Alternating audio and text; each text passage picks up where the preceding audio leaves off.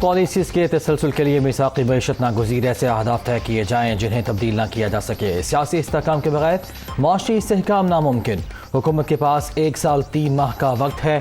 Long term policies نہیں بنا سکتے. صوبوں سے مل کر جامع معاشی پلان بنائیں گے. برآمدات میں اضافے کے مؤثر حکمت عملی کے تحت ملک کی ترقی یقینی بنائی جا سکتی ہے. وزیر اعظم کا بزنس کانفرنس سے خطاب. شرکاء کی تجاویز کا خیر مقدم.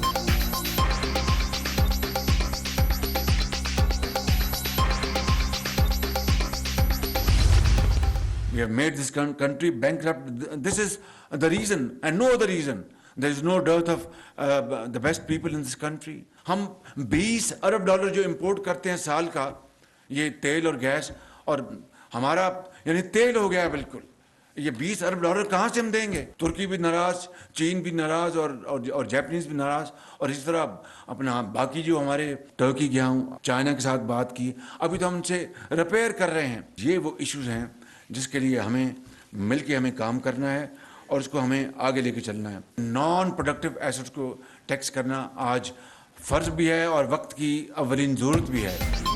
غلط فیصلوں کے باعث پاکستان آگے نہیں بڑھ سکا. ملک دیوالیہ کر دیا. آج تیل اور گیس خریدنے کے لیے بھی پیسے نہیں. گزشتہ حکومت نے دوست ممالک کو ناراض کیا. ترکی اور چین کے ساتھ تعلقات درست کرنے کی کوشش کر رہے ہیں.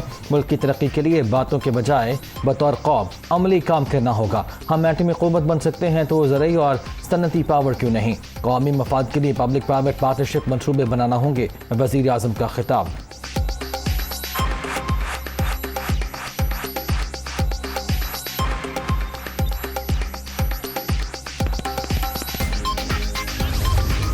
پچھلے 4 سالوں میں 2 کروڑ لوگ جو تھے وہ خط غربت کے نیچے چلے گئے، اور وہ اس لیے چلے گئے 6 لاکھ لوگ جو تھے آپ کے وہ ان امپلائڈ کر دیے گئے. لیاقت علی خان سے لے کر جتنے وزرائے اعظم آئے سب نے 71 سالوں میں جو لون لیا وہ 24,952.9 ارب روپے کا تھا.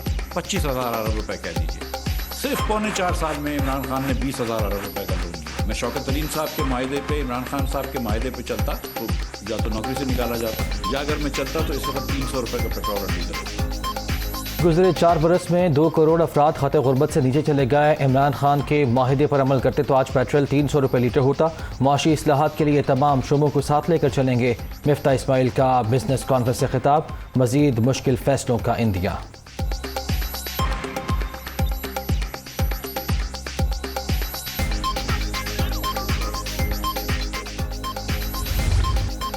معاشی صورتحال کے پیش نظر حکومت کی سادگی مہم. سرکاری اداروں کے پیٹرول میں 40% کٹوتی. ترقیاتی منصوبوں کے سوا تمام نئی بھٹیوں، ایمبولینسز، تعلیمی اداروں کے لیے بسز کے علاوہ نئی گاڑیوں کی خریداری پر پابندی. گورنمنٹ دفاتر کے لیے air conditioners, microwave oven, fridge اور فوٹو کاپی مشینیں بھی نہیں خریدی جائیں گی. افسروں کے غیر ضروری بیرونی دورے اور باہر سے آئے وفود کے علاوہ تمام سرکاری دعوتیں بھی بند.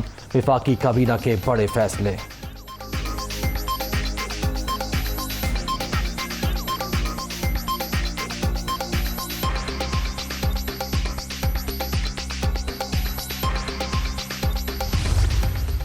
سے 15 جون تک 3.5 گھنٹے لوڈ شیڈنگ کی جائے گی. اس کے بعد 16 سے 24 جون کے اندر دورانیہ لوڈ شیڈنگ کا انشاءاللہ 3 گھنٹے ہو جائے گا. کابینہ نے، پرائم منسٹر نے اس کو 40% نہ خالی گورنمنٹ آفیشلز نہیں بلکہ کابینہ کے ممبرز کا بھی جو فیول کوٹا ہے اس کو کم کر دیا گیا ہے. کابینہ نے سیٹرڈے کی چھٹی کو بحال کر دیا ہے.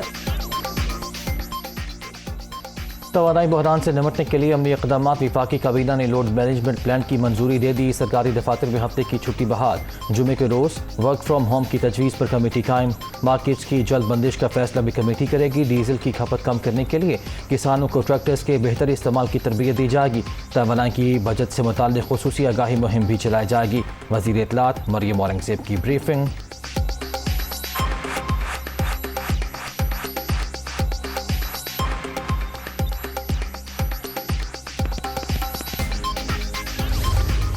ہم فیول باہر سے منگوا کے اس سے بجلی نہیں بنائیں گے. اس طرف ہمیں جانا ہے. یہ سمت کا تعین آج ہو گیا ہے. آپشنز ہیں ہائیڈل، آپشنز ہے تھر اور ڈومیسٹک کول، نمبر 2 آپشن ہے، نمبر 3 سولر آف کورس، اور چوتھا ہے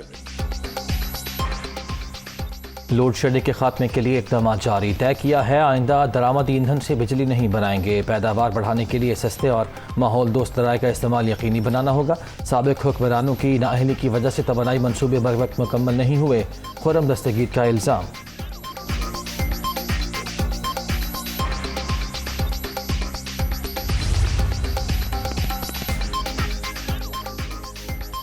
پیٹرولیم مصنوعات کی قیمتوں میں اضافے کی افواہیں بے بنیاد، حکومت نے ایسا کوئی فیصلہ نہیں کیا، مریم اورنگزیب کا ٹویٹ۔ فی الحال پیٹرول مہنگا کرنے کی کوئی سمری یا منصوبہ زیر غور نہیں، مفتاح اسماعیل کی وضاحت۔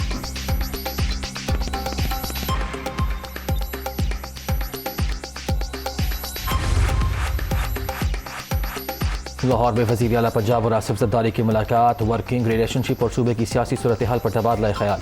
ضمنی الیکشن مل کر لڑنے پر اتفاق، عوام کی خدمت کے سفر میں ایک ہیں اور ایک رہیں گے، وزیر اعلیٰ پنجاب کا عزم۔ سابق صدر کی وزارت اعلیٰ سنبھالنے پر مبارکباد۔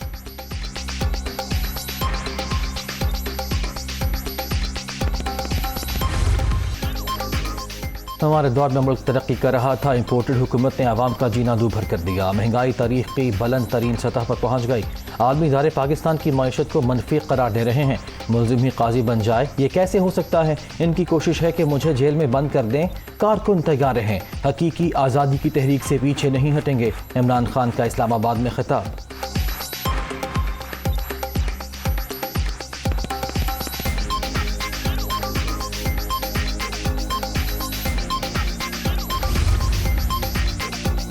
پیٹرول، بجلی اور گیس مہنگی کرنے کے بعد حکمران بجٹ میں مزید ٹیکس لگانے کی تیاری کر رہے ہیں، معاشی صورتحال بدتر، عوام کی قوت خرید دم توڑ گئی، امپورٹڈ حکومت کے پاس مسائل کے حل کا کوئی ویژن ہی نہیں، چودھری پرویز الہی کی تنقید۔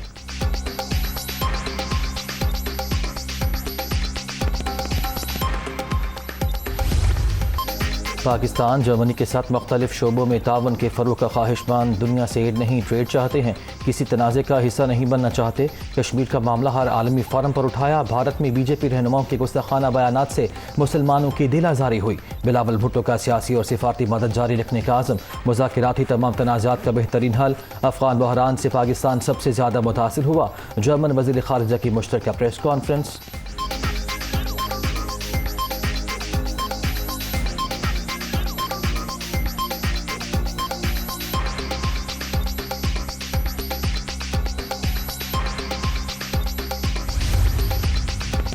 پاکستان کے دورے پر آئے جرمن وزیر خارجہ کورونا کے شکار، ٹیسٹ مثبت آ گیا، آنلینا بیئربوک کی باقی ملاقاتیں منسوخ کر دی گئیں، بلاول بھٹو نے بھی خود کو قرنطینہ کر لیا۔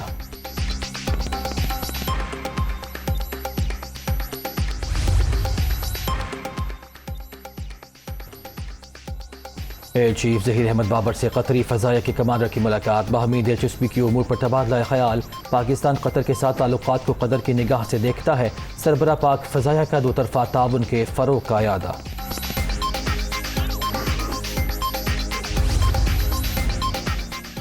دعا زہرا کی عمر 16 سے 17 کے درمیان ہے، ٹیسٹ کے بعد تعین کر لیا گیا، میڈیکل رپورٹ دنیا نیوز نے حاصل کر لی، پسند کی شادی کرنے والے جوڑے کو آج سندھ ہائی کورٹ میں پیش کیا جائے گا۔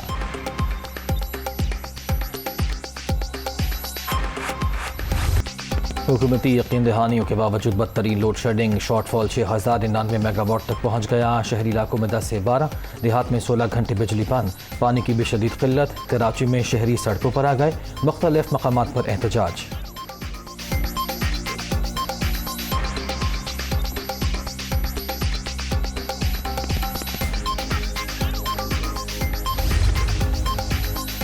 محافظ ہی مجرم بن گئے، کراچی میں ای سی ٹی ڈی کا افسر جرائم میں ملوث، شعیب قریشی پر شہریوں کو اغوا کرنے کا الزام، بلاول کالونی میں چھاپا، 2 افراد کو پکڑنے کے بعد مبینہ طور پر 2,70,000 روپے رشوت لے کر چھوڑ دیا گیا، ڈی آئی جی نے انکوائری کا حکم دے دیا۔